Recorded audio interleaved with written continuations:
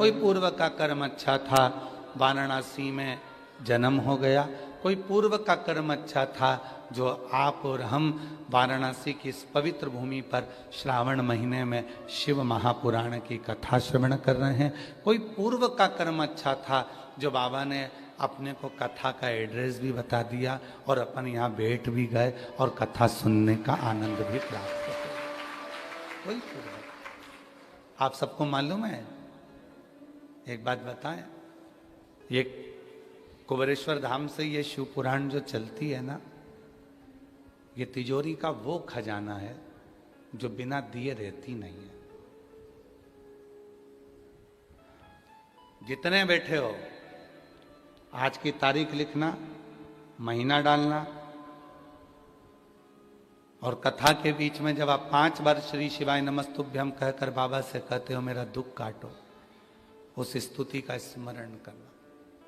3 महीने के बाद आप हमें पत्र लिखकर भेजना कि मैंने कथा के पंडाल में जो मांगा था मुझे बाबा ने दिया कि नहीं दिया, रान किया कि नहीं। भाई बाबा जी बता रहे थे, सतुआ बाबा जी की गौशाला पे कम से कम 30-40 ऑटो पहुंच गए। कथा कहाँ हो रही है? बाबा जी ने ऑटो वालों से कहा कि यहाँ नहीं हो रही है, फिर भी वो खड़े हैं। कल न कहीं महाराज निकलेंगे तो यहीं से कभी तो निकलेंगे, कभी तो निकलेंगे। अब उनको कौन समझाए कि ये कथा 80 की उम्र में हो रही है।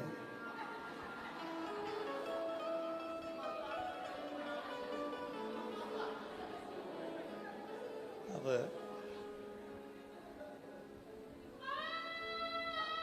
एक उम्र हो जाती है व्यक्ति की, बचपन, जवानी, अधेड़ी, बुढ़ापा, ये सब आता है और ये उम्र निकलती जाती है। तुम मुझे छुपा ना पाओगे, शिव कहते हैं।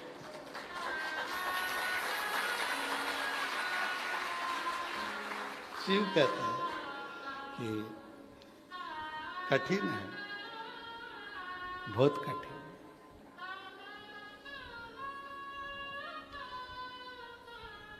हमें कथा याद आ रही है, बहुत पुरानी है परंतु स्मरण में आ रही है। एक बहुत पुरानी कथा है, एक स्मरण में आ रही है। एक पत्नी का पति था, वो कभी भगवान का नाम ही नहीं लेता था। उसकी पत्नी बड़ी धर्मात्मा थी, बहुत भोजन कराती, भंडारा कराती, दान करती, पुण्य करती, सत्कर्म करती, पर पति मना भी नहीं करता कि तू जो कर रही है कर। वो करने में मना नहीं करता, पर वो नाम नहीं लेता, भगवान का नाम लेता है, लेता है। कभी जिंदगी में उसके मुख से विश्वनाथ जी का नाम निकला ही नहीं, कभी जीवन। बहुत पुरानी कथा है, आज स्मरण में आई तो आप लोगों को सुना। एक दिन उसकी पत्नी चिढ़ गई, कभी तो मुंह से विश्वनाथ का नाम ले लिया करो, हर हर महादेव कह दिया करो, जय भोलेनाथ कह दिया करो, बोल बम बोल दिया करो। पति कहता चुप रहे, तेरे को मैंने रोका क्या, तू अपना काम कर, मैं नहीं बोलूंगा, मारते मर जाऊंगा पर मुंह से नाम नहीं लूंगा।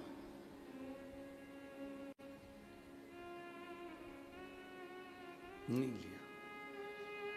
एक दिन पति सो रहा था और स्वप्न में उसके मुख से हार हार महादेव निकल गए, हर हर महादेव निकल गया, मुख से निकला। पत्नी ने सवेरे पूरे गांव को निमंत्रण दे दिया, पूरे गांव को निमंत्रण, संत साधु ब्राह्मण सब आए, भंडारा चालू हो गया। पति ने पूछा क्यों ये आज भंडारा इतना बड़ा किस लिए? कहा मैं रोज विश्वनाथ जी से कहती थी कि तुम्हारे मुख से एक बार भगवान का नाम निकल जाए, और आज रात्रि को स्वप्न में तुम्हारे मुख से हर हर महादेव निकल गया।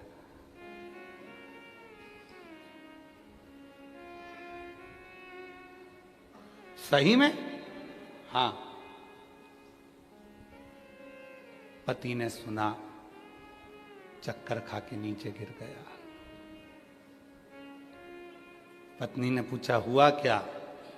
पति कहता है जिस शिव को इतने दिनों से दिल में बिठा कर रखा था, आज वो बाहर निकल गया। आज वो बाहर निकल, जिसको अपने भीतर छुपा कर रखा था, जिसको अपने दिल में बिठा कर रखा था, वो शिव आज बाहर निकल गया।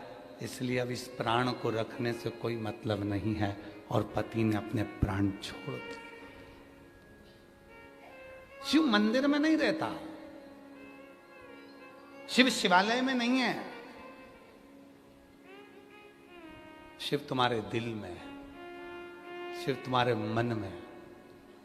कितनी खोजबीज करते करते करते करते, अभी कल तो थोड़े थे, आज तुम कितनी खोजबीज करते करते, ना जाने दूरबीन लेकर आए थे, क्या करा था कि तुम लोग खोजबीज करते करते यहां तक पहुंच गए। तुम किसको खोज रहे हो? शिव महापुराण को। लोग शॉपिंग मॉल खोजते हैं, लोग पान की दुकान खोजते हैं, लोग बनारसी साड़ी की दुकान खोजते हैं, नाम लेकर पूछते हैं भैया इसकी दुकान कहाँ मिलेगी, खोजते खोजते जाते हैं।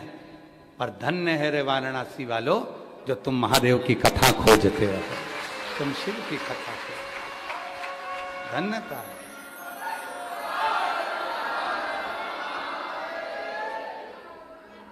हमको लगता है तुम सतुआ बाबा की सब पार्टी वाले हो।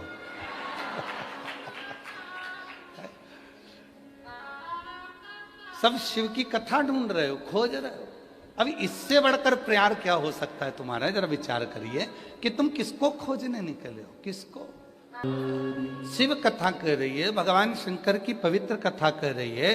पार्वती मैया विजया जी के साथ में भ्रमण पर निकली हैं, सबको दुखी देख रही हैं, सब कष्ट में हैं, कोई सुखी नजर ही नहीं आ रहा। संसार में इतना रोग, इतनी बीमारी फैल गई है कि जिन बीमारियों के नाम तक लोगों ने नहीं सुने थे, ऐसी ऐसी बीमारी संसार में आ गई। और उस बीमारी का कोई हल भी नहीं निकल रहा, कोई हल नहीं।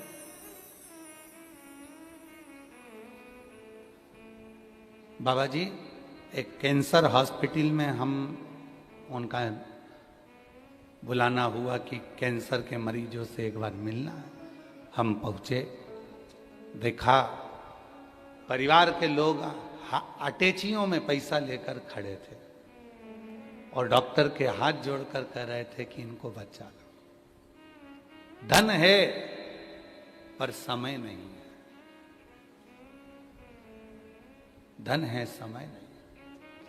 हमने उस हॉस्पिटल के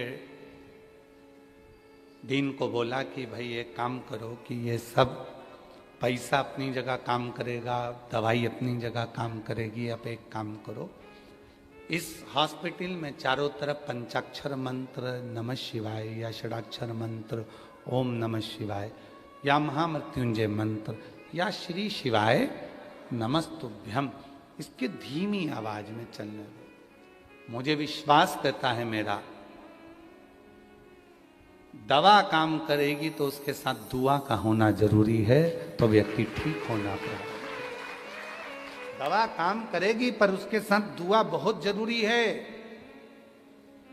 100 रुपए अगर कमाना तो उसमें से 1 रुपया अपने दोनों हाथों से धर्म में लगाना, तो वो 99 रुपए तुम अपने शरीर पर खर्च कर सकते हो, खर्च कर सकते हो। कहां दुख नहीं है, सब दुखी है। पार्वती जी ने देखा कि सब कुछ दुखी है। अब चिंता में पार्वती जी पड़ गई, चिंता। यहीं एक तरफ वरुणा है, एक तरफ असी है। यहीं असी नदी का तट था जहां मां पार्वती जी मौन होकर बैठ गई, मौन होकर, एकदम चुप, मौन। ये दोनों जो नदियां हैं ना, वरुणा और असी, और जिसके बीच में बसी है वाराणसी, ये कोई साधारण नदियां नहीं है, जिनके बीच में मेरा महादेव आकर बैठा है। ये वरुणा और असी दोनों नदियों के मध्य में ये वाराणसी जो बसा हुआ है, ये दोनों नदियां कोई साधारण नहीं है। गंगा में जो बल है, मां गंगा की आराधना और साधना में जो बल है, वही वरुणा और असी में भी बल है।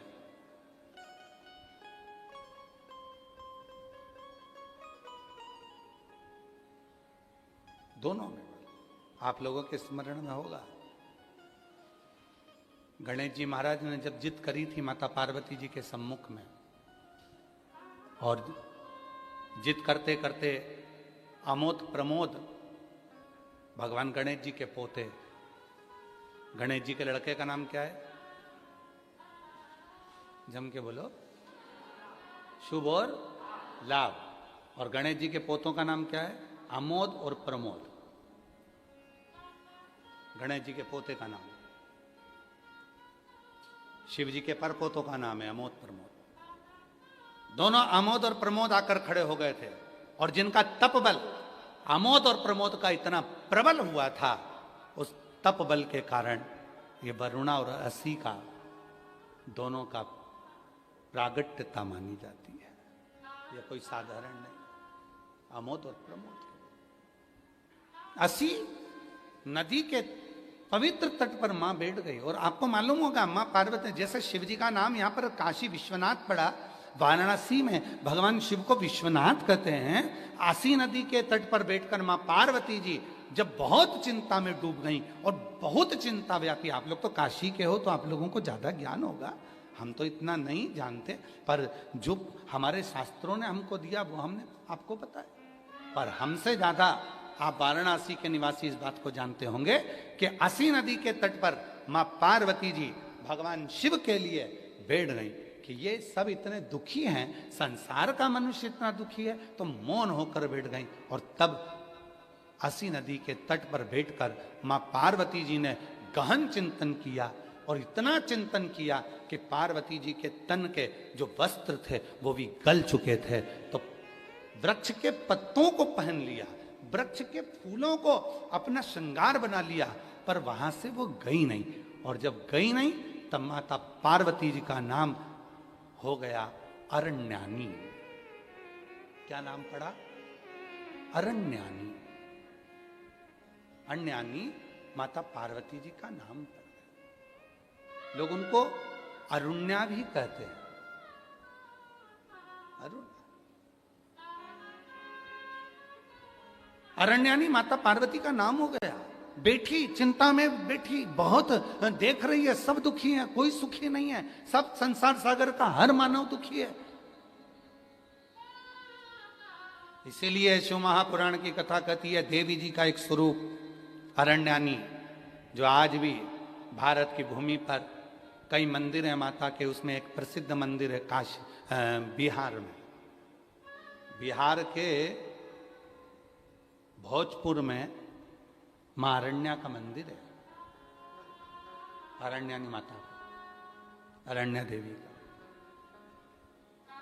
बिहार के भोजपुर में, जो अस्सी घाट पर बैठकर महाराज आसी नदी के तट पर जो माता देवी ने, माता ने जो तप साधना करी अस्सी में, वो तप साधना का कि ये सब दुखी क्यों है। और इसीलिए आज भी नियम है महाराज, आज भी नियम है, अगर बहुत दुखी मनुष्य होता है, बहुत तकलीफ में होता है, बहुत कष्टप्रद होता है, उसके दुख का जब कोई निवारण ही नहीं होता, कहीं कोर्ट का केस, कचहरी, थाना, पुलिस, डॉक्टर, कहीं एक्सीडेंट, कहीं फैक्ट्री चलती चलती बंद हो गई, व्यापार चलता चलता बेकार हो गया, हर तरह से जब वो हताश हो जाता है, तब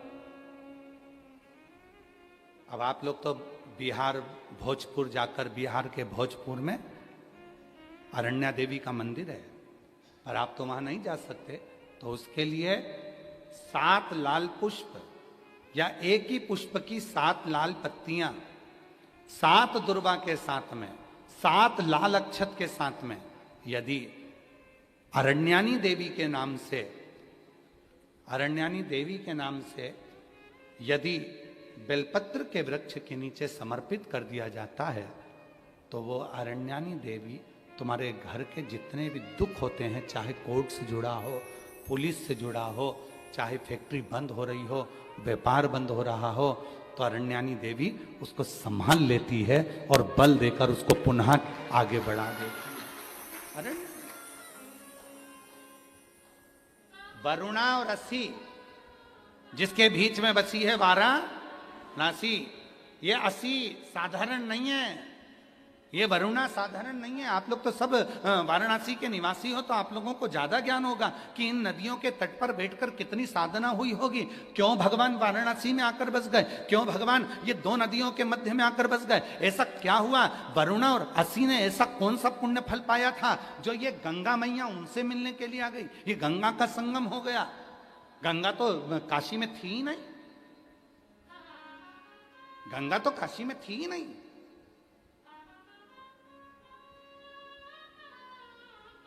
कौन लेकर आया इनको? कौन? ये वरुणा और असी ने ऐसा कौन सा पुण्य कर दिया था जो गंगा को लेकर यहां आ गई? कौन सा आंतरी अनसुईया ने तब कर दिया था जो अनसुईया जी के कहने पर गंगा यहां पहुंच गई? कौन सा तप शनि महाराज ने कर लिया था जो गंगा जी यहां पहुंच गई? सप्त तप की, कल सप्त केशव की बात, पंच केशव की बात चल रही थी, आज सप्त तप की बात है। शनि महाराज का तप, आंतरी अनसुईया का तप, वरुणा का तप, असी का तप, भृगु का तप, कितने तप हैं यहां। और उस तप के बल पर कोई गंगा ऐसे ही नहीं आई है। गंगा का तो सीधा सीधा रूट था, गंगा सीधी जा रही थी, पर काशी के लिए मुड़ी फिर चली, काशी के लिए मुड़ी फिर चली। क्यों आई है? कभी विचार करना, वाराणसी में निवास करने वाले कभी विचार करें कि गंगा मैया को लेकर आने वाला, गंगा मैया को यहां स्थापित करने वाला, गंगा मैया किसके कहने पर क्यों आई, किस तप के बल पर, किस साधना के बल पर, किस भाव से यहां पहुंच गई? कभी विचार करिए। असी के तट पर कौन सी देवी है? जम के बोलो, अरण्यानी देवी। जम के बोलो, अरण्यानी देवी। और बहुत ध्यान देना महाराज, जिस नारी के गर्भाशय में अगर गट्ठान हो जाए, बच्चा दानी में कोई प्रॉब्लम हो जाए और गर्भाशय में डॉक्टर बोले कि इसका बड़ा ऑपरेशन कराना पड़ेगा, या गर्भाशय में कोई तकलीफ ज़्यादा ही हो गई है, या किसी रूप में पुरुष या स्त्री या बच्चे या बड़ों के उधर नाभि से नीचे हर्निया से जुड़ी हुई कोई प्रॉब्लम हो गई है, तो भी अरण्यानी देवी का स्मरण करने से, यहाँ तक यदि गर्भाशय की प्रॉब्लम है या पुरुष या स्त्री में हर्निया से जुड़ी हुई भी कोई प्रॉब्लम है, तो थोड़ा ध्यान देंगे।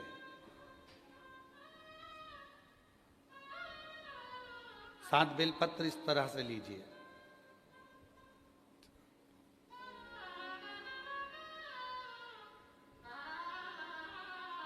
ये 7 बेलपत्र लीजिए। एक हाथ में जल, परंतु उस जल का जो लोटा होता है, उस जल के लोटे में मुख होता है, ठीक है? तो उस जल को हमें मुख वाले लोटे में ना लेकर उसको या तो पंच पात्र वाले पात्र में ले ले, या फिर खुले हुए बर्तन में जिसका मुख खुला हो। कटोरी है, कटोरी का मुख नहीं बंधा होता, प्लेट का मुख नहीं बंधा होता, लोटे का मुख बंधा होता है। लोटा का मुख ऊपर से बंधा होता, मतलब बंधा मतलब लोटा ऐसा आगे जाके सक्रिण हो जाता है, नीचे से चौड़ा हो जाता है। खुला हुआ प्लेट ले ले, कटोरी ले ले। और जिसको भी बच्चा दानी में कोई प्रॉब्लम है, बड़े ऑपरेशन का डॉक्टर बोल रहा है, कोई गर्भाशय में प्रॉब्लम हो गई, कोई हर्निया से जुड़ी हुई प्रॉब्लम हो गई, तो अरण्यानी देवी का नाम लेकर 7 बेलपत्र को आगे रखकर शिवजी पर उस जल को 7 बार, भले 2-2 बूंद चढ़े चाहे 4-4 बूंद चढ़े, वो 7 बार अरण्यानी देवी का नाम लेकर यदि वो जल चढ़ाया जाता है, 7 बेलपत्र को वापस लाया जाता है, उठाया हुआ जल नंदी के पास बैठकर आचमन किया जाता है और एक एक बेलपत्र को 7 दिन तक रोज एक एक खाया जाता है। उसके 12 दिन के बाद आप जांच करा लो, आपकी हर्निया में और आपके बच्चादानी में कोई प्रॉब्लम नजर नहीं, कहीं ना कहीं बाबा कृपा करे।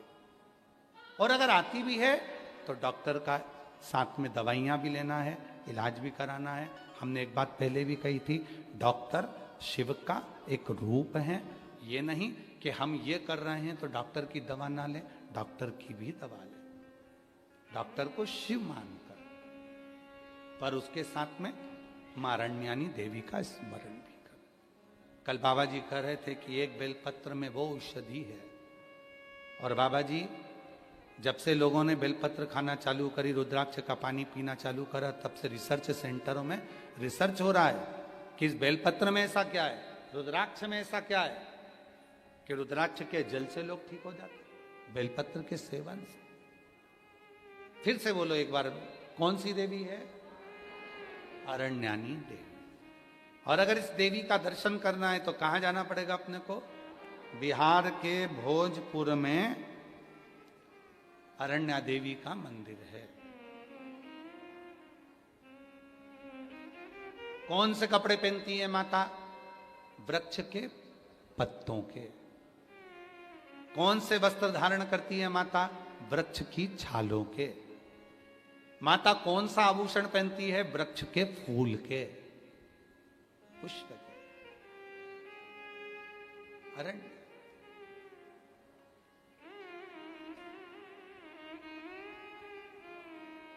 महाराज, हमारे सनातन धर्म में लोग, दुनिया के लोग भले हंसें, ताना कसें, पर हमारा सनातन धर्म इतना मजबूत है, उसकी पूजन पद्धति, उसके श्रृंगार एक ऊर्जा देते हैं।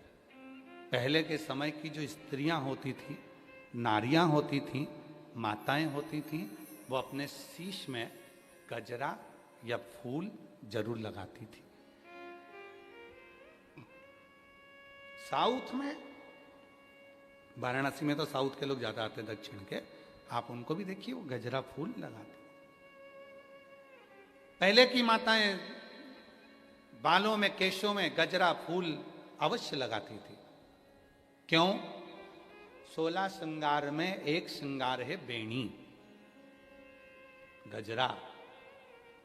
क्यों लगाया जाता है? कि नारी जब अपने केश में कोई पुष्प लगाती है, नारी जब अपने केश में कोई गजरा लगाती है, तो वो मां अरण्यानी को अपने मस्तक पर विराजमान कर कर रखती है, और उस नारी के गर्भ से जुड़ी हुई कोई परेशानी उसको होती नहीं है, कोई परेशानी। पर अब धीरे धीरे धीरे धीरे लोगों ने गजरा लगाना बंद करा, फूल लगाना बाणों में बंद करा। अब तो प्लास्टिक का फूल लगा लेती हैं। तो वो गजरा और फूल जो बंद हुआ, उसके कारण बस आज के ज़माने में आप देखो, प्रत्येक माताओं को अगर सूचना मिलेगी तो कहा इसको गर्भाशय में प्रॉब्लम है, इसको गर्भ में गठान हो गई, इसको बच्चादानी में यह हो गया, इसको रजो धर्म से जुड़ी प्रॉब्लम हो गई। पहले ये नहीं होता था। अरण्यानी देवी का स्मरण ही हमारे को सुख प्रदान कर।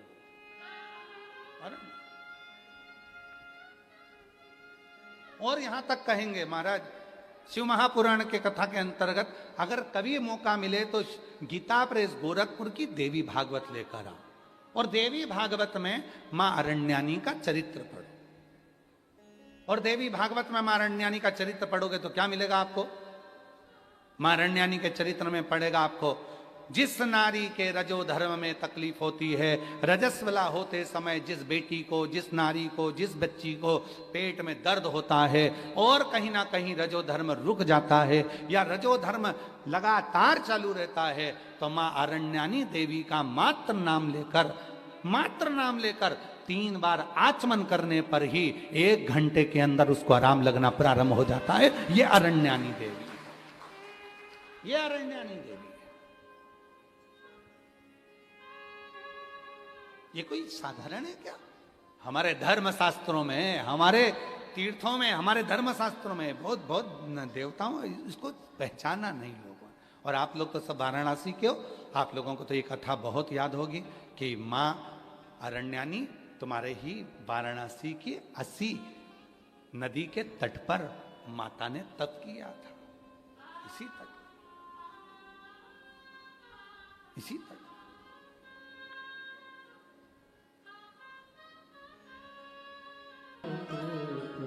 अरण्यानी देवी, एक बार वापिस बोलेंगे सभी, जितने आस्था चैनल पर सुन रहे हैं, जितने फेसबुक यूट्यूब पर सुन रहे हैं, जितने सोशल मीडिया पर सुन रहे हैं, और जितने काशी की इस पवित्र धरा पर इस भवन में बैठकर सुन रहे हैं, वो कौन सी देवी है जो व्यक्ति के उदर से जुड़े हुए उसके नारी के एक एक रोग को समाप्त कर देती है? उसका नाम है अरण्यानी देवी। अरे रोगों को समाप्त, रोग मिटा दे। अरे महाराज, आप बता सकते हो किसी को, भाई ये प्रॉब्लम है, आप अरण्यानी का नाम लो, 3 बार आचमन करो, आचमन करो। विजय ने कहा मां पार्वती जी से कि ये तो सब दुखी हैं, और पार्वती जी बैठ गई तप साधना में, उठती नहीं है, कपड़े गल गए। कितना तप करा होगा माता पार्वती जी ने, जरा विचार करिए कि वस्त्र तक गल गए। पत्ते का श्रृंगार किया, फूलों का श्रृंगार किया है मां पार्वती, पत्र पुष्प का। तब मेरे बाबा भोलेनाथ कैलाश से आ गए। सबसे पहले अगर मेरे भोलेनाथ आए तो पार्वती के पास आए।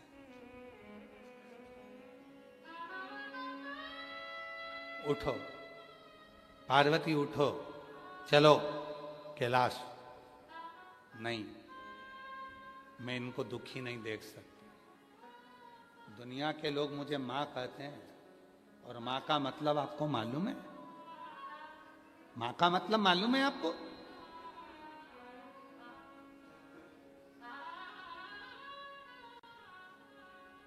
सब अपने कमरे में दरवाजा बंद कर कर सोते हैं, पर बूढ़ी मां अपना दरवाजा खोल कर सोती है। ना जाने मेरे कौन से बच्चे को मेरी कब जरूरत पड़ जाए और मुझे निकल कर जाना पड़े।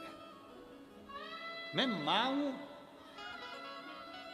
कैसे दुखी देख सकती हूं मैं दुखी नहीं देख सकती।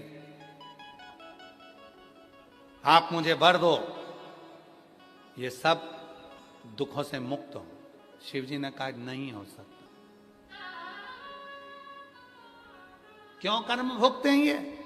बाबा भोलेनाथ जी ने कहा ये पूर्व का कर्म है जो मनुष्य को भोगना पड़ रहा है, ये आज का कर्म नहीं है, पूर्व का। तो पूर्व का कर्म क्यों भोगा जाए? शिव जी ने कहा देखो, हॉस्पिटल में अगर कोई एडमिट होता है, वहां उसको बॉटल चढ़ती है, गोली मिलती है, इंजेक्शन लगता है, सिस्टर नर्स ध्यान रखती है, पर जब उसकी छुट्टी होती है तो उसको एक थैली में बहुत सारी दवाइयां रख कर दी जाती है और कहा जाता है घर जाके खाना। ये सुबह, ये दोपहर, ये शाम को खाना। बोलो बोलो जी, बोलो, सही है कि गलत है? हॉस्पिटल से छुट्टी होती है तो दवाई दे के भेजते कि नहीं भेजते? जम के तो बोलो, भेजते हैं ना? क्या कहकर भेजते हैं कि अब तुम डॉक्टर से कह दो, डॉक्टर साहब मेरी इतनी सारी दवाई खा ली, हॉस्पिटल में बॉटल चढ़ा ली, इंजेक्शन लग गया, आराम कर ली, अब घर के लिए मत दो। डॉक्टर कहेगा नहीं, मुझे तो ले जाना पड़े। बोलो बोलो, सही है कि गलत? दवाई देकर भेजा जाता। बस शिव जी ने कहा पार्वती, मनुष्य अपने कर्म का भोग भले भोग लेता है, फिर भी मनुष्य देह में उसको कर्म भोगने के लिए मृत्यु लोक में भेजा जाता है, जिससे वो अपने पूर्व के कर्म को थोड़ा थोड़ा भोगता रहता है और भगवान का भजन भी करता रहता है। भोगना, ये तो बिजली के बिल की तरह है। जून का बिजली का बिल कब भराता है? जम के बोलो, जुलाई में। जुलाई का बिजली का बिल कब भराएगा? अगस्त में। उसी तरह तुम आज कर कर जाओगे कल भोगोगे, पहले कर कर आए हो तो आज भोग रहे हो। पूर्व में जो तुमने अच्छा किया तो बाबा विश्वनाथ ने तुमको, दुनिया के लोग भीड़ में आते हैं, कीचड़ में आते हैं, धूप में आते हैं, बारिश में आते हैं, अपना खुद बिछाते हैं, खुद ओढ़ते हैं, खुद खाते हैं, खुद सोते हैं, इधर से ये धकाता है, उधर से वो धकाता है। तुम्हारा पूर्व का कोई कर्म अच्छा था जो बाबा विश्वनाथ एसी के हॉल में तुमको कथा सुनवा रहा है।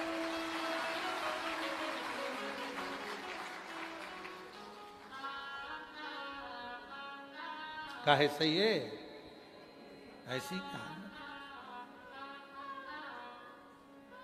मिंटू भैया यार, ना जाने कौन सा पुण्य करा होगा इन सब ने, सोचा भी नहीं होगा। और हम जजमानों का भी बोल रहे हैं, तुम नवरत्नों का भी तुमने भी नहीं सोचा होगा। तुम सीहोर में भी अभी कभी जजमान बने हो ना, तो तुम लोगों ने देखा होगा कितनी मशक्कत करना पड़ती है। भले जजमान होगे तुम अपनी जगह पे होगे, पर कितनी मशक्कत कर कर अंदर घुसना पड़ता है। भले जजमान होंगे पर कितनी मशक्कत कर कर पहले 50 बार लड़ना पड़ता है, झगड़ना पड़ता है जजमान को भी, तब जाकर अपनी जगह पे बैठना पड़ता है। और तो कोई तो पुण्य तुम्हारा होगा, तुमने कहीं ना कहीं तो कोई ना कोई पुण्य अच्छा करा होगा, जो तुम लोग इतनी भीड़ में नहीं, आराम से कोई दरी साथ लेकर नहीं आए, गादी बिछी है, एकदम वाइट चद्दर, एकदम वाइट, और इतनी इतनी कूल कूल महसूस कर रहे हो तुम लोग, सिर पे पल्लू ले लेके एकदम मस्त, क्या कूल कूल।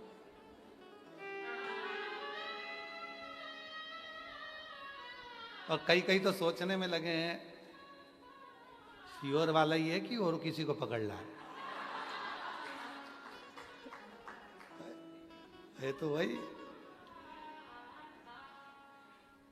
बाबा रे बाबा शिव है। अच्छा, तुम लोगों को देख के थोड़ी जलन हमको भी होती है, ईमानदारी से बोल रहे हैं। तुम सब काशी वालों को देखता हूं ना तो थोड़ी जलन बहुत होती है।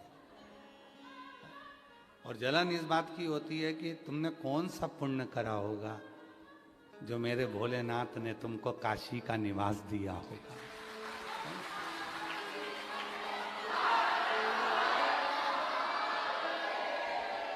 आज तो बाबा नहीं बोले, उससे पहले तुम बोल दिया। पक्के शिष्य पक्के है, कोई तो पुण्य तो इसको देख के जन्म, जिस भूमि पर आने के लिए देवता तरसते हो, देवता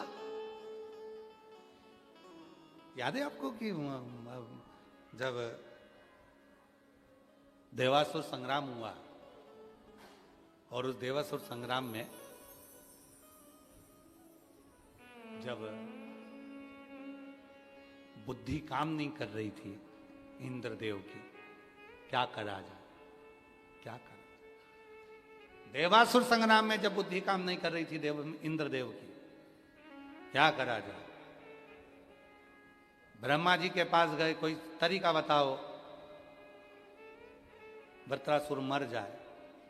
उसको मारने का एक ही तरीका है, एक बार तू काशी का भ्रमण कर कर आ जा। काशी तो काशी रही है, सतयुग में भी काशी थी, त्रेता में भी काशी थी, द्वापर में भी काशी थी, कलयुग में भी काशी है, और कलयुग चले जाएगा तो भी काशी रहेगी। काशी कभी नष्ट नहीं होती है। सतयुग में काशी त्रिशूल पर थी, काशी की आकृति त्रिशूल जैसी थी, इसीलिए कहा जाता है काशी को त्रिशूल पर बसी है। त्रेता में काशी सुदर्शन चक्र पर थी, इसलिए काशी का स्वरूप चक्र जैसा हो गया था। द्वापर में काशी रथ जैसी थी, इसलिए काशी को रथी भी कहा जाता, रथ पर रथ जैसी आकृति। और कलयुग में काशी शंख जैसी है, और वो शंख साधारण नहीं है जो भगवान नारायण के हाथ में है। ऐसी मेरी काशी है। सतयुग में त्रिशूल जैसी काशी थी, इसलिए कहा जाता था कि त्रिशूल पर काशी बसी हुई है। फिर त्रेता आया जिसमें काशी सुदर्शन चक्र पर है, चक्र जैसी हो गई। फिर काशी रथ जैसी द्वापर में हुई, रथ की आकृति की। फिर वही काशी शंख के स्वरूप में कलयुग में हो गई। और ये काशी कभी नष्ट नहीं होती। जब देवासुर संग्राम हुआ, वत्रासुर को मारने की बारी आई, इंद्र परास्त हो गए, परेशान हो गए, ब्रह्मा जी के पास गए, कहाँ जाऊं? तब ब्रह्मदेव ने कहा चले जाओ काशी में। काशी में जाऊंगा तो वहां से क्या प्राप्त कर लाऊंगा? तो क्या काशी की भूमि एक ऐसी भूमि है जहां पहुंचने के बाद वहां की रज जब शरीर में लगती है तो व्यक्ति विद्वान हो जाता है, और विद्वत्ता धारण कर कर वो उसे क्या करना है उसे मंजिल मिल जाती है। और क्या हुआ? इंद्र काशी में आए, इंद्र काशी में आए। आ जाने दे बाबा, आ जाने। इंद्र काशी में आए, और इंद्र काशी में जब आए तो काशी की रज को इंद्र ने अपने मस्तक से लगा दिया। काशी की रज को क्या हुआ? फिर काशी की रज को जैसे ही मस्तक से लगाया, मस्तक से लगाते सही इंद्र को मालूम पड़ गया कि मुझे दधीचि ऋषि के यहां जाना है, उनकी अस्थियां मांगना है, उस अस्थियों से युद्ध लड़ना है, तो ये वत्रासुर मर जाएगा। यहां आने के बाद, काशी की भूमि पर आने के बाद इंद्र को मालूम पड़ा कि इस भूमि में क्या है। यहाँ विद्वत्ता है, यहाँ ज्ञान है, यहाँ वो आनंद है कि एक साधारण से साधारण व्यक्ति भी आता है तो विद्वान होता चले जाता है। ये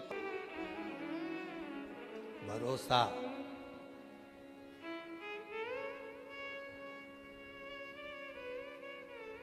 और जिसके अंदर विश्वास होता है, भरोसा होता है, भक्ति होती है, वही एक दिन दुनिया पर राज करता है।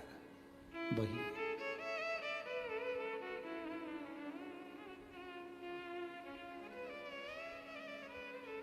विश्वास, भरोसा, भक्ति दृढ़ता देती।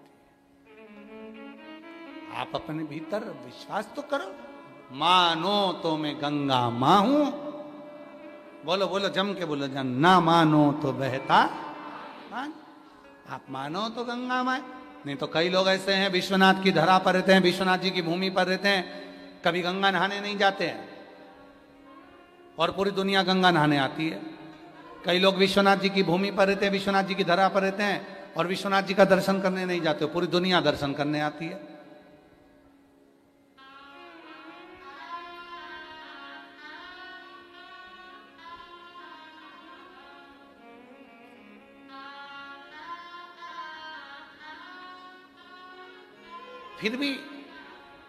फिर भी भोलेनाथ कृपा करते हैं, कृपा करते हैं। फिर भी शिव जी ने कहा ये तो भोगना पड़ेगा, ये पूर्व के कर्म का भोग है जो भोगना है। तो पार्वती जी ने फिर विनय करा, नहीं नहीं, मैं नहीं चाहती कि ये भोगें, ये तुम्हारा अगला जन्म का इस जन्म में भोगो, और इस जन्म का अगले जन्म में भोगो, और उस जन्म का उस जन्म में भोगो, ये चक्र मुझे नहीं चाहिए, ये मुझे नहीं चाहिए। अब आप कुछ भी करो, इन जन्म के चक्र से मुक्त करो। तो शिव जी ने कहा ठीक है, अब तुम चिंता मत करो, तुम अगर चाहती हो कि सब इस जन्म का अगले जन्म को ना भोगा जाए, जो झूठ बोला, प्रपंच करा, गलती करी, वो अगले जन्म में भोगने को ना मिले, तो मैं एक काम करता हूं, जिस असी नदी के तट पर हे पार्वती तुम मौन होकर बैठी है, वरुणा और असी के मध्य में जो टापू है, इसी पर मैं बैठकर इतना तप करता हूं, इतना तप करता हूं कि उसका फल तुझे प्राप्त होगा। वरुणा और असी नदी के तट के मध्य में भगवान विश्वनाथ, भगवान शिव बैठ गए, हजारों वर्ष का तप करने लगे। मां पार्वती जी उनको देखती रही, देखती रही, दर्शन करती रही। विष्णु पुराण कहती है, विष्णु पुराण में वर्णन आता है जब कोई व्रत करने वाले के मुख का दर्शन करता है, कोई उपास करने वाले के मुख का दर्शन करता है, कोई का सोमवार का व्रत है, आपका व्रत नहीं है, आप सोमवार के व्रत करने वाले के मुख का दर्शन कर लो, आधा व्रत का फल तुम्हारे खाते में। तुम में से कितने लोगों का व्रत है सोमवार का? हाथ उठाओ। हमारा व्रत नहीं है इसलिए हम तुमको देख लेते हैं। पूरा फल मिल गया तुम्हारा, एकदम कैचिंग पावर एकदम।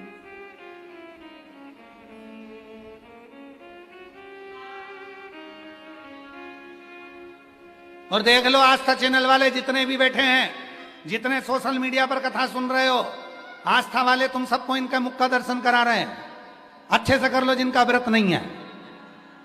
और जो सोमवार के व्रत करने वाला है उसके मुख का दर्शन करो, पशुपति व्रत करने वाले के मुख का दर्शन करो, 16 सोमवार के मुख का दर्शन करने, व्रत करने वाले के मुख का दर्शन करो, चतुर्थी करने वाले के मुख का दर्शन करो, यज्ञ करने वाले का मुख का दर्शन करो, श्री शिवाय नमस्तुभ्यम बोलने वाले के मुख का दर्शन करो, विश्वनाथ जी का दर्शन करके कोई आ रहा हो उसके मुख का दर्शन करो। बस जितना फल उसे मिला है उसका 50% तुम्हारे खाते में चला गया।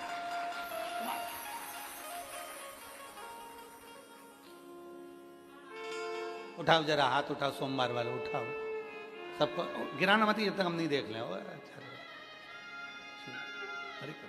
अरे दिखाओ रे, आस्था चैनल दिखाओ, सबके कल्याण होगा, जरा दिखाओ, सबको दिखाओ, सबका कल्याण होगा।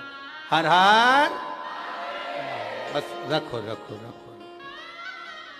आज 50%।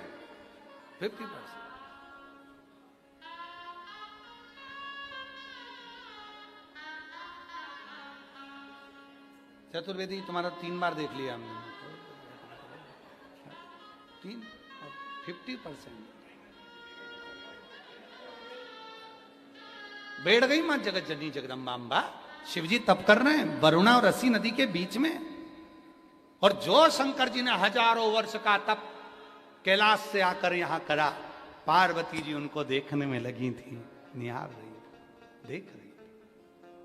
कहते हैं काशी खंड स्कंद पुराण वर्णन करता है, मां पार्वती जी के नयन की पलक भी एक क्षण के लिए नहीं झपकी, एक क्षण।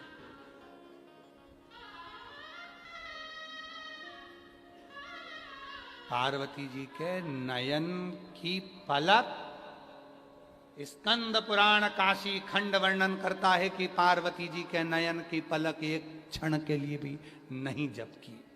शिव जी को देखती, शिव तप में थे, पार्वती जी दर्शन करती रही, नेत्र खुले भोले बाबा के।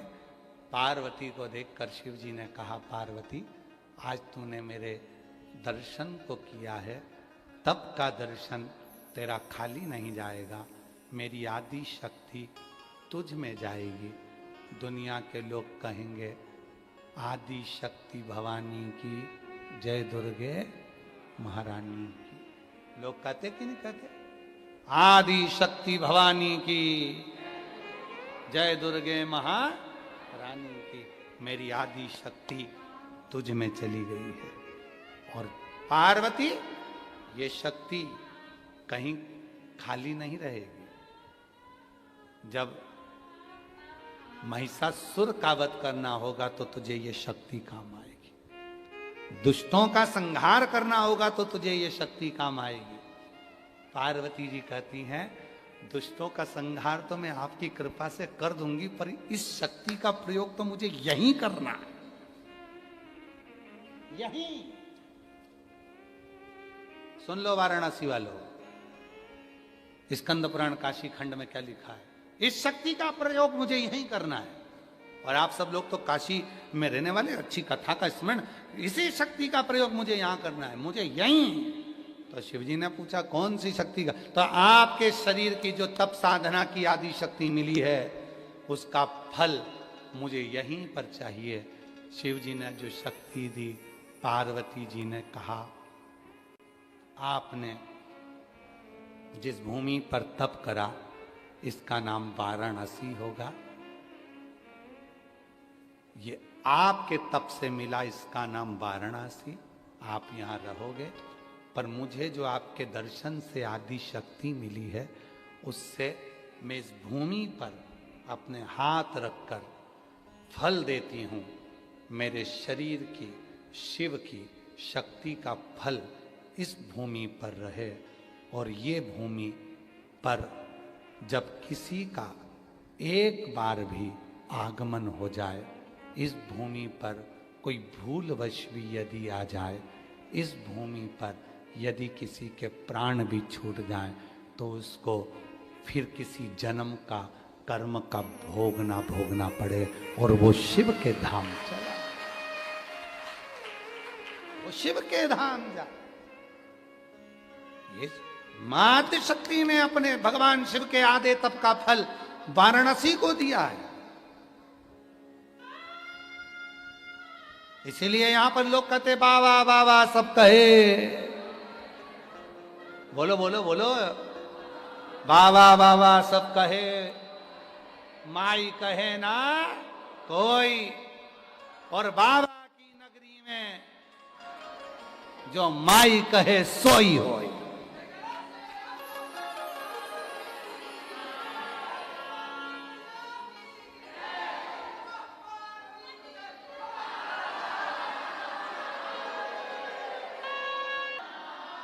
देव अधिदेव महादेव की इस पवित्र पावन भूमि पर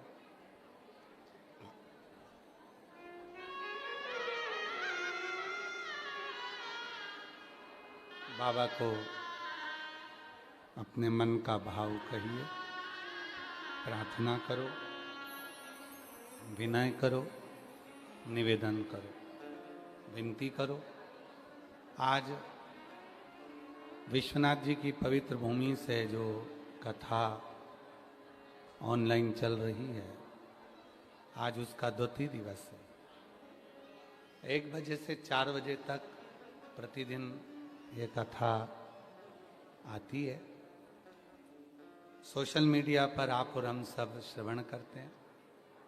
ऑनलाइन कथा है, इसलिए घर में रहकर सुनते हैं। ये कथा 15 अगस्त तक चलेगी। 80 की उम्र वाला ये कथा 15 अगस्त तक चलेगी, 1 बजे से 4 बजे तक। और आज सोमवार भी है, श्रावण का दूसरा। सभी देशवासियों को और विदेश में रहने वाले सभी सनातनियों को श्रावण के द्वितीय सोमवार की बहुत बहुत बधाई आप लोगों को। शिव जी की करुणा कृपा आप पर सदा बनी रहे। कल श्रावण महीने की शिवरात्रि है। अपने अपने घरों में रहकर दिन में तो आप कथा सुनेंगे ही 4 बजे तक, शाम को 7 बजे ऑनलाइन अपने घरों में पार्थिव पूजन करेंगे। मिट्टी का शिवलिंग बनाकर पहले से तैयार रखना। पूजन का सामान आस्था चैनल पर भी चल रहा है, सोशल मीडिया पर भी चल रहा है। और पहले की लिस्ट भी आपके पास में होगी, जिसमें काली मिर्ची, गेहूं के दाने, कमलगट्टे, ये सब उसमें लिखा हुआ। शमी पत्र, बेल पत्र आदि सभी चीजें पुरानी लिस्ट में है, जो सावन की लिस्ट है। शाम के समय पर आस्था चैनल पर तो ऑनलाइन चलेगा, पर लाइट चली जाए तो फिर आप मोबाइल पर भी चालू कर कर रखना, जिससे आप लोगों का लिंक ना टूटे और आप लोग पार्थिव शिवलिंग का ऑनलाइन अभिषेक कर सके। अभिषेक जब पूरा हो जाए तब एक बेलपत्री अभिषेक की उठाकर रख लेना। जो कामना है तुम्हारी, उस कामना को कर कर वो बेलपत्री अपने पास रखना।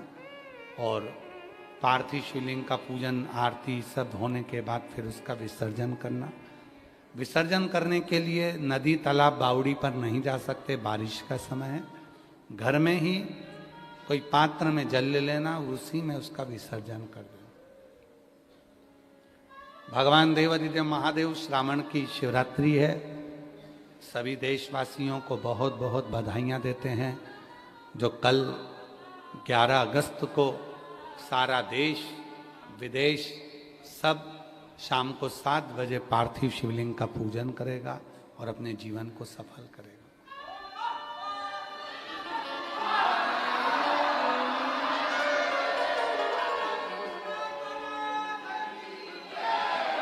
25 अगस्त को बाबा की सीहोर की कावड़ रहेगी, जिसका दर्शन आप और हम सब करेंगे।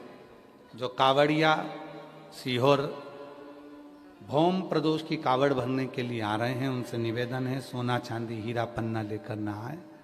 बुजुर्ग लोग ज़्यादा ना आए, बच्चों को लेकर ना आए, और शरीर में अगर ज़्यादा रोग है तो वो भी 25 अगस्त वाली कावड़ में ना आए।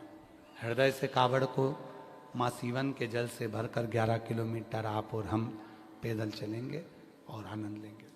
17 अगस्त से 23 अगस्त तक भिलाई छत्तीसगढ़ के जयंती स्टेडियम में शिव महापुराण की कथा ऑफलाइन होगी, जहां आप सब आ सकते हैं।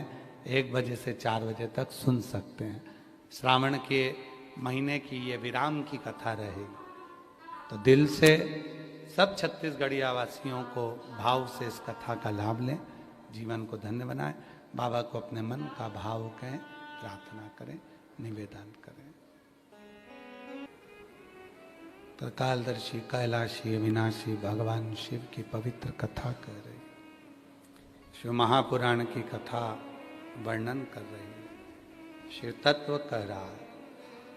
माँ जगत जननी ने अपनी जो शिव के दर्शन की शक्ति थी वो सब वाराणसी को दी है। इसीलिए यहाँ मृत्यु होने पर व्यक्ति को अपने कर्म का भोग नहीं भोगना पड़ता। यहां एक बार भी अगर वाराणसी में काशी में कोई आ जाता है तो उस व्यक्ति को अपने कर्मों का भोग नहीं भोगना पड़ता। बाबा बाबा सब कहें, माई कहे ना कोई। जो एक बार माई कहे वही इस विश्वनाथ की भूमि पर वही होता है जो माई कहे सो। यहां वही होता है जो मेरी मां कहे, जो माता। यहां जरूरी नहीं है कि तुम शिव को जल चढ़ाओगे तो ही शिव मिलेगा। शिव की साधना करी तो ही शिव प्राप्त होगा। काशी खंड में शिवनाथम की कथा आती है। स्कंद पुराण के काशी खंड में शिवनाथम की कथा आती है। एक शिवनाथम दक्षिण प्रदेश में रहने वाला एक व्यक्ति अपनी धर्म पत्नी के साथ में काशी आ गया भ्रमण करने। काशी जैसे ब्रह्मा जी के मन में शिव के प्रति भाव नहीं था, तो ब्रह्मदेव ने एक बड़े से पर्वत को घुमाकर भगवान विष्णु और ब्रह्मा ने एक शिवलिंग की आकृति को प्रकट किया था।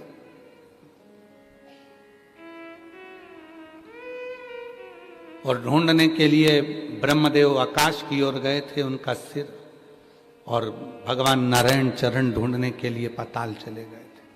पर शिवलिंग का ना सिर मिला था ना चरण मिला था।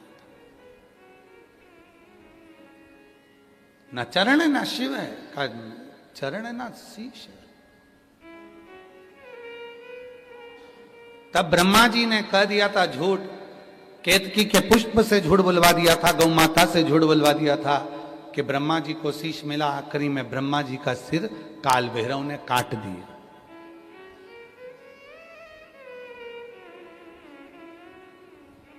वो कटा हुआ शीश जितनी दूर तक गया उससे एक नदी प्रकट हो गई जिसका नाम कर्म नाशा है। ब्रह्मा जी का शीश बट का पेड़ बन गया, बट वृक्ष, और उसके नीचे कोई दूसरा नहीं बैठा, स्वयं देव अधिदेव महादेव बैठे, जिनका नाम बटकेश्वर महादेव। ब्रह्मा तुम्हारे कहीं कर्म का भोग भोगना होगा, इसलिए तुम्हारा शीश कटा है। और आज मैं यहां बैठा हूं इस बट वृक्ष के नीचे, वचन देता हूं संसार के मनुष्य के मस्तक पर कितना भी कर होगा, कितना भी कर्जा होगा, कितना भी वो कर्जे में डूबा होगा, यदि एक बार भी मेरे इस पवित्र स्थल का बड़ के पेड़ के नीचे विराजमान मेरे शिवलिंग का नाम का उच्चारण कर कर यदि वो जल समर्पित करेगा तो निश्चित है वो करों से मुक्त होगा और शिव जी का नाम वहीं बटकेश्वर महादेव हो गया। बोलो बटकेश्वर महादेव की। शिव का नाम बट, इसीलिए शास्त्र कहता है आप कर्जे में हो कोई दिक्कत। कितना सही कहा किसी ने कि गाड़ी लोन से ले सकते हो, मकान लोन से ले सकते हो, पैसा लोन पर मिल सकता है, धन लोन से मिल सकता है, बंगला लोन से मिल सकता है, लैपटॉप कंप्यूटर गाड़ी भी लोन से मिल सकती है, पर इज्जत लोन से नहीं मिल सकती। इज्जत तो अपने कर्म से पाई जाती है। आप जैसा कर्म करेंगे वैसी इज्जत आपके सामने प्रकट हो जाए। इज्जत कभी लोन से नहीं मिलती। आप धन मकान बना लिया, जमीन बना ली, जमीन जायदाद बना ली, गाड़ी बंगला सब कर लिया, पर इज्जत कैसे मिलेगी? लोन पे नहीं मिल सकती, सेठ के दरवाजे पे नहीं मिल सकती। इज्जत तो आपको बनाना पड़ेगी, बनाना पड़ेगा। और मैं साधुवाद दूं आपकी नवरत्नों को। आज जितने भी नवरत्न हैं, अमित जी, कृष्णलाल जी, राजकुमार जी, प्रदीप जी, श्यामी एकांतेश्वर जी, चतुर्वेदी जी, चंदन जी, श्रवण कुमार जी, उषा अग्रवाल जी, आप सबको साधुवाद देता हूं। हाँ, सतुआ बाबा बाबा जी यजमान नहीं है, बाबा जी तो आयोजक है। तो आप सभी को नवरत्नों को मैं साधुवाद देता हूं कि आज इन शिव भक्तों के दिल की जो दुआ है वो आपको बहुत मिलेगी कि इनको कथा सुनने को श्रावण महीने में मिले। इसलिए अभी कोई आ रहा था तो हमने कह दिया आने दो, उसको क्यों रोक रहे हो?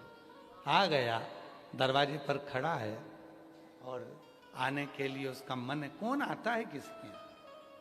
कौन आता है, कौन बुलाता है, महज भ्रम है, करता सब विधाता है। ये तो बाबा की मर्जी है जो ये लोग आए हैं और बाबा की कथा सुन रहे हैं। पर तुम्हारे आने से हमको टेंशन ज़्यादा रहता है। तुम्हारे आने से टेंशन ये रहता है कि तुम जितने ज़्यादा आते हो शिव जी को तुम्हें 3 महीने में देना पड़ता है। तो मन में आता है कि जितने कम आएंगे उतने कम को मेरा बाबा देगा, पर इतने सारे आ जाते हैं तो भोलेनाथ को भी सोचना पड़ता है। तूने तो कहा था ऑनलाइन है, कम आएंगे तो कम देना पड़ेगा। अब यहाँ तो फिर इतने आ गए। मैंने तो ब्रेक लिया था कि अभी थोड़े दिन के बाद दे दूंगा। शिव की उदारता है, करुणा है, कृपा है। अभी तुम्हारा फोटो इस कैमरे में चल गया, तुम घर जाओगी, तुम्हारी पड़ोसन तुमसे मोबाइल पे पूछेगी क्यों रही शॉपिंग मॉल गई थी तो मेरे साथ गई थी और कथा में चली गई अकेली। अकेले फिर तुम धीरे से फोन पे बोल दोगी कल देखती हूं, कल देखती हूं।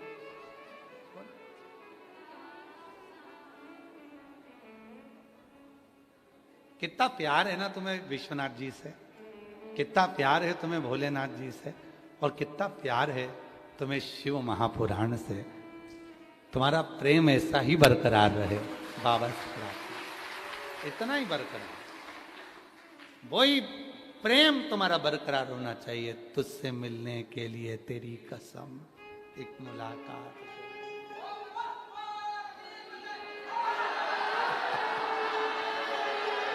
इतना प्रेम होना चाहिए बाबा से, और यही प्रेम जीवन का सर्वस्व है।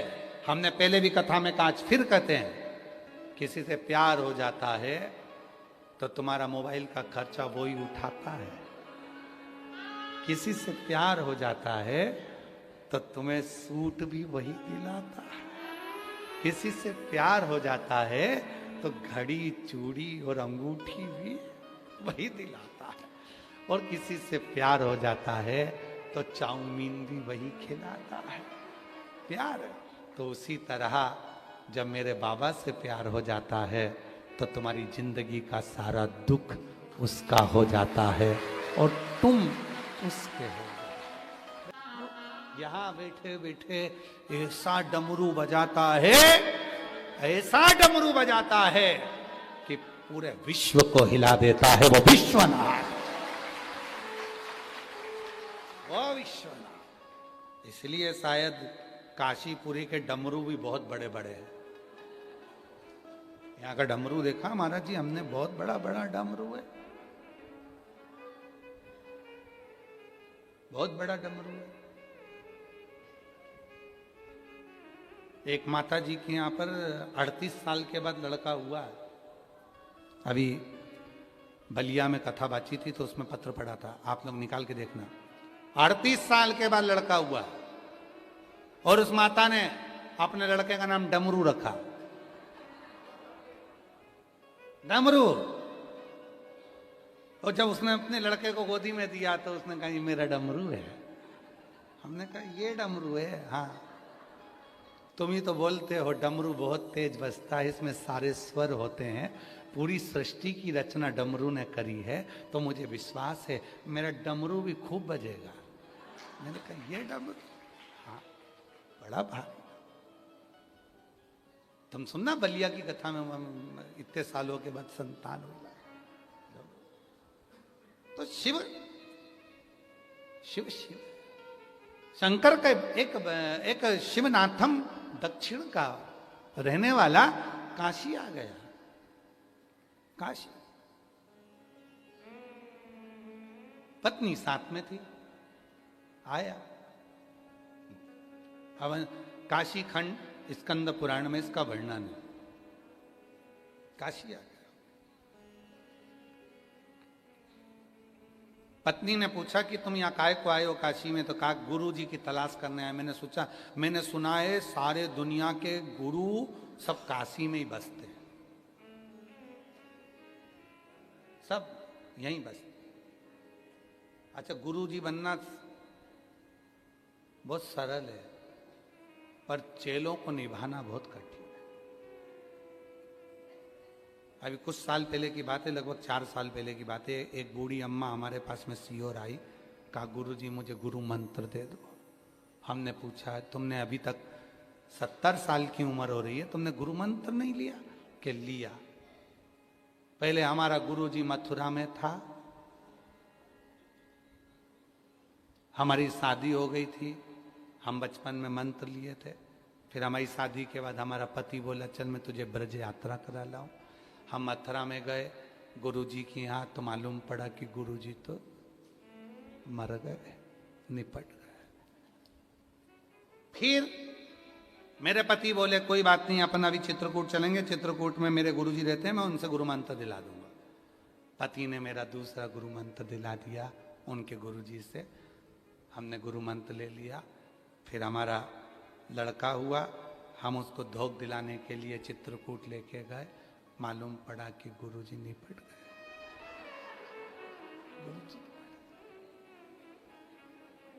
फिर इतने साल में फिर कोई गुरु नहीं मिला। मेरा बच्चा जब बड़ा हो गया, कॉलेज गया, उसको एक गुरुजी अच्छे लगे काशी के, वो यहाँ ले आया, यहाँ पे गुरु मंत्र ले लिया। मेरे बच्चे ने कहा मम्मी ये गुरुजी बहुत अच्छे हैं, तेरा कोई गुरु नहीं है, इनका मंत्र ले ले। मैंने ले लिया। फिर हमारे गांव की बस आ रही थी तीर्थ यात्रा के लिए काशी, तो मैं भी आ गई। मैंने सोचा गुरुजी से मिल आऊं। सबको लेके गुरुजी से मिलने गई तो पता चला गुरुजी निपट गए।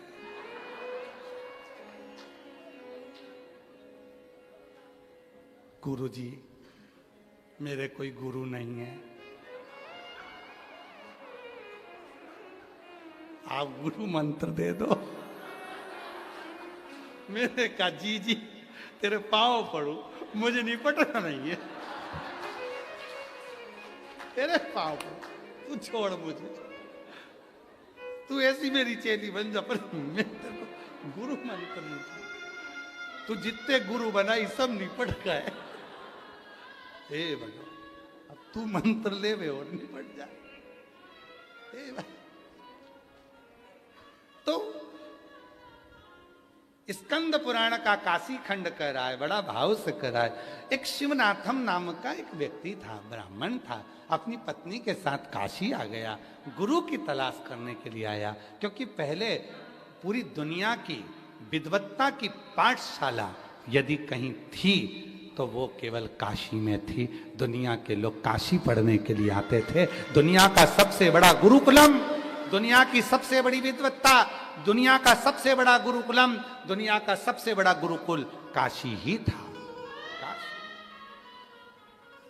और काशी था, काशी है और काशी रहेगा। काशी रहेगा गुरुकुल।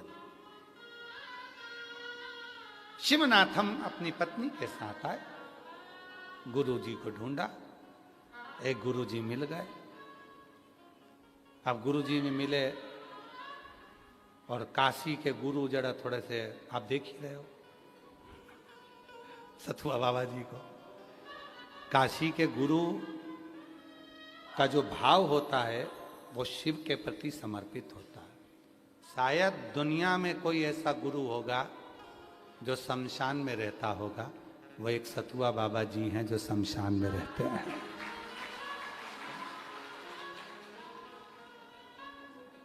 किसको नींद आती होगी मुर्दा को जलते हुए देखते हुए? किसको नींद आती? मुर्दा जल रहा है, मुर्दे का धुआं पास आ रहा है और उसी मुर्दे के धुएं के उस सामने मुर्दा जल रहा है और सामने बाबा जी का आश्रम है, सतुआ बाबा जी का। भजन भी हो रहा है, ब्राह्मण बच्चों को पढ़ाया भी जा रहा है, गौ सेवा भी हो रही है और साथ में आए हुए भक्तों का सम्मान भी हो रहा है। अब आप काशी का कोई गुरु, काशी के गुरु कोई साधारण नहीं होते। पहले तो हम निवेदन करेंगे काशी में गुरु ढूंढने की जरूरत ही नहीं है। या तो रिक्शा चलाने वाला भी गुरु है। हमने तो अभी कुछ दिन पहले जब आए थे एक बार जब भी देखा था तो हमने देखा था कि 4 लोग आए और वो रिक्शे वाले से बोले चलो गुरु चलो, हमको 80 घाट छोड़ दो चलो। हमने कहा बताओ यहाँ तो रिक्शे वाला भी गुरु है, चलो। फिर हमने सोचा कि ये तो फालतू की बात हो रही, फिर अगला जगह गए तो एक जगह पर चाट का ठेला था। वो कौन सी चाट बनती है? टमाटर की चाट। और टमाटर की चाट के ठेले पर खड़ा और वहां बोल रहा लाओ गुरु जरा 2 चाट दो। हमने कहा बताओ यहाँ तो यहाँ भी गुरु है। तब समझ में आया कि काशी में सब गुरु हैं। तो तुम जितने बैठे हो काशी वाले, तुम सब गुरु, हम तुम्हारा चेला, हम तुम्हारा चेला। इसलिए मेरे गुरुओं और गुरुओं की धर्म पत्नियों, 7 दिन कृपा करना अपने चेले पे, ज्यादा भीड़ लेके मत आना रही, कृपा करना कर सब गुरु। अब शिवनाथम गुरु को ढूंढने चले, मिला एक गुरु शिवनाथम को। काशी खंड स्कंद पुराण कहती है एक गुरु मिल गया। और वो गुरु मिला तो गुरुजी ने कहा गुरु मंत्र दूंगा पर एक काम करो, शिव जी को जल चढ़ाओ, पूजन करो, अर्चना करो, उनका अभिषेक करो। शिवनाथम बोला ये मेरे बस की बात नहीं है, मैं नहीं करूंगा, ये मैं नहीं करूंगा। कई बार ऐसा होता है कि चेले भी गुरुजी से कह देते हैं कि मेरे बस का नहीं होता। एक गुरुजी ने, एक चेला बहुत आलसी था, इतना आलसी, और गुरुजी ने कहा जा बेटा शालिग्राम जी की पूजन करना है, तुलसी के क्यारे में से तुलसी का पत्ता लेकर। चेला बोला गुरुजी आज मेरे शरीर में बड़ा कष्ट है, मेरे बस की बात नहीं। गुरुजी मैंने विष्णु पुराण में पढ़ा था, जिसको तुलसी चढ़ाना होती है वो खुद ही तुलसी लेके आए। गुरुजी बोले चेला बड़ा होशियार हो गया। गुरुजी बोले बेटा मैं तो इस तख्ते पर बैठ गया हूँ पूजन करने के लिए, लकड़ी का तख्ता थे, इस पे बैठ गया हूँ, उठ के जा नहीं सकता। तो फिर तू एक काम कर, तू तुलसी नहीं ला सकता, कि नहीं ला सकता, तो क्या 3 तेरे दोस्तों को बुला के ला। 3 लाए। कहा एक काम करो, मेरे तख्ते को उठाओ, तुलसी के पास ले चलो। चलो लेके चेले ने माथा ठोका, इससे तो अकेला ही जाके लिया था। 80 किलो के गुरुजी को कौन उठा। अब शिवनाथ हमको गुरु मिले और गुरुजी ने कहा शिव जी की पूजन कर, जल चढ़ा, अभिषेक कर, प्रार्थना कर, तो क्या मेरे बस की बात नहीं। तो फिर गुरुजी ने कहा एक काम कर, अब ये भी नहीं कर सकता तो हर एक भक्त में शिव का दर्शन कर ले, शिव मान ले, भगवान मान ले उनको। तो क्या ये भी नहीं कर सकता। मैं काय को किसी में भगवान मानूं, वो मुझे गाली दे और मैं भगवान मानूं, मैं नहीं मानू। फिर गुरुजी ने कहा एक काम कर, अगर ये भी नहीं कर सकता, पूजन भी नहीं कर सकता, तो किसी के गले में रुद्राक्ष देखे, मस्तक पर त्रिपुंड देखे और उस भक्त को अपना भाई मान लेना, इतना तो कर सकता है। हाँ ये ठीक है, जब वो मेरा भाई बन जाएगा तो चाय वो ही पिलाएगा, उसमें क्या भाई, ठीक है। उसने नियम ले लिया कि जो मस्तक पर त्रिपुंड लगाएगा, गले में रुद्राक्ष धारण करा होगा, वो मेरा भाई कहलाएगा। अब तो जो मिलता उसको गले लगा लेता, खूब सेवा करता, चाय उससे नहीं पीता, पर घर में लाकर भोजन कराता, उसको पंखा झेलता, सुलाता, पांव दबाता, मेरा शिव आया है, मेरा शंकर आया, ये मेरा भाई है, ये मेरा भाई है। जिसके गले में रुद्राक्ष दिखे और जिसके मस्तक पर तिलक लिखे, उसी को वो अपना भाई समझ लेता, भाई मान। भाई एक दिन उसकी पत्नी बड़ी दुखी हो गई। पत्नी बड़ी दुखी हो गई। पत्नी को दुख ये हो गया कि हर कोई मेरी मजाक उड़ाता है, कोई भी रुद्राक्ष पहना हुआ दिख जाता है उसको ये गले लगा लेता है हाथ पकड़ के, भले वो पहचानता नहीं है, वो इससे दूर हटे और ये गले लगाए, तू मेरा भाई है। एक दिन पत्नी गई,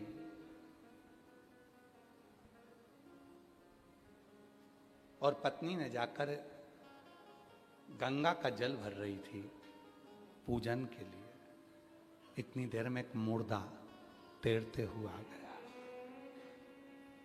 मुर्दा वो तो अभी अभी काशी में बाबा की कृपा है, जो काशी को माननीय उत्तर प्रदेश शासन के मुख्यमंत्री जी ने बहुत अच्छे से इसको संभाल रखा और पूरी व्यवस्थाएं कर रखी है। नहीं तो पहले मुर्दा जलाते थे आधा पूरा और उसको पानी में छोड़ देते थे, आधा अधूरा जलाते और पानी में छोड़। एक मुर्दा तैरते हुए आया। शिवनाथम की धर्म पत्नी पानी भर रही थी और उसकी सहेली ने 3-4 सहेलियां हंसकर बोल दी, वो तेरा देवर बह के आ रहा है, तेरे पति का भाई तेरा देवर बहकर आ रहा है। इतना तो पत्नी ने सुना, आंख में आंसू भर गए कि अब तो पति की हंसी उड़ती थी, अब मेरी भी हंसी उड़ने लगी। घर गई, खूब रोई, खूब इतनी रोई। पति ने पूछा हुआ क्या तेरे को? शिवनाथम पूछे हुआ क्या? कहा पहले तुम्हारी हंसी उड़ती थी, अब लोग मेरी हंसी उड़ाते हैं। एक मुर्दे को देखा तो मेरी सहेलियां कहने लगी, देख तेरा देवर बहकर आ रहा है। क्या उसके गले में रुद्राक्ष था? हाँ। कहां है मुर्दा? घाट पर। दौड़ पड़ा शिवनाथम, पत्नी पीछे पीछे दौड़ी, पूरा नगर दौड़ पड़ा। ये काशी की घटना है। और शिवनाथम ने उस मुर्दे को बाहर निकाला, गला लगा था, रुद्राक्ष पहना था, गले लगा लिया। भाई तू इतनी जल्दी चला गया, दया नहीं आई शंभू को?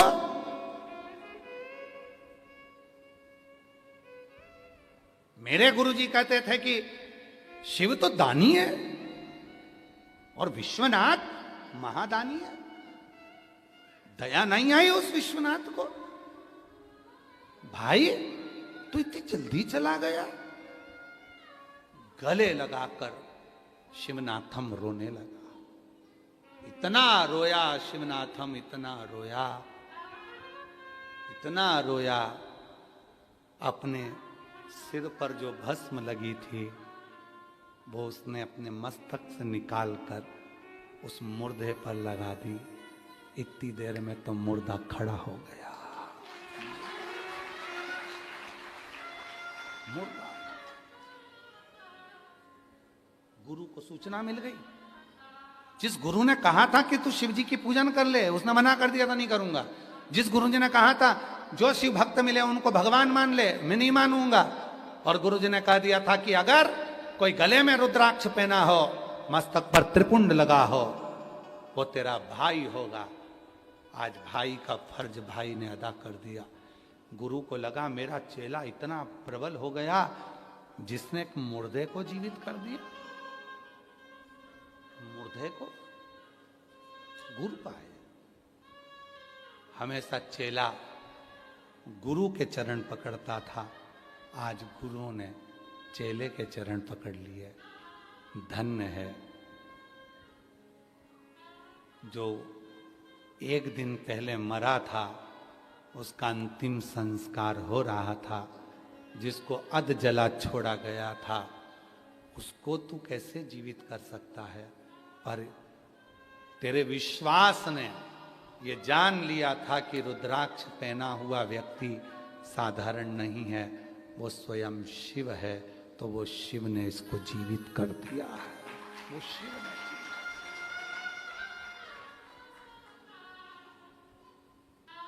वाराणसी, यहाँ घाट घाट पर शिव है। यहाँ की भूमि में वो बल है, अगर सच्चा शिव भक्त है तो वो मुर्दे को भी जीवित करने की सामर्थ्यता रखता है। बोल बम का नारा है। और निवेदन है सारे शिव भक्तों से जो विश्वनाथ जी की भूमि से ये कथा को ऑनलाइन सुन रहे हैं, आस्था चैनल पर सुन रहे हैं, शायद अभी तक की कथाओं को जितना सुना होगा, पर सावन महीने में आप अगर विश्वनाथ की भूमि से विश्वनाथ शिव महापुराण की कथा, इस कथा का नाम दिया बाबा जी हमने विश्वनाथ शिव महापुराण की कथा, अगर आप सुन रहे हैं तो शायद पूरी कथाओं का इतिहास देखना। और इस कथा को यदि आपने सुना है तो आपको लगेगा कि वाराणसी काशी में मैं खुद बैठा हूं और शिव मेरी झोली खुशियों से भर रहा है, फुल भर।